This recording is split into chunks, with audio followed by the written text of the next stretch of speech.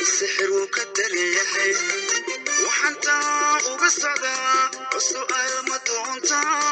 سومالي waxaa laga maarmaanaa in la furo xafiiska dib u Soomaaliyeynta qurba joogta maxaa ka mid ah howlaha uu qabanaya xafiiskaas waxa uu ka bedelayaa qalbiga iyo maskaxda ajaanibta ah una gelinayaa qalbi iyo maskax Soomaalinimo oo wadaniyadeed maxaa sabab ah inay dadkooda iyo dalkooda ay la socdaan maxaa yeelay way su'aalo badan yihiin maxaa laamiyada burbur loo dhisay gurihii dawladda maxaa loo qurxin waayay maamulka halkan iyo halkan buu leeyahay dhaliil iyo su'aal meelo bi kala maalaayay maxalli su'aal isweydiiya waa xilligii dib u dhiska iyagana way dib u dhacay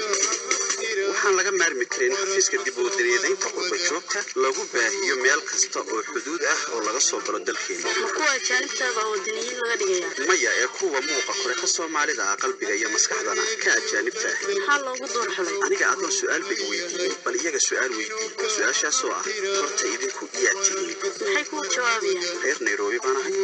reer Copenhagen baan ahay reer Minneapolis baan ahay reer Dubai baan ahay iska dhaaf kuwa kale kuwa wadamada dariska tagay baa xitaa saxaxa dhigaya inay yihiin Kenyaati iyo Ethiopian iyo Djibouti goorma xafiisku xirmaya marka ay yiraahdaan waxaan ahay Soomaali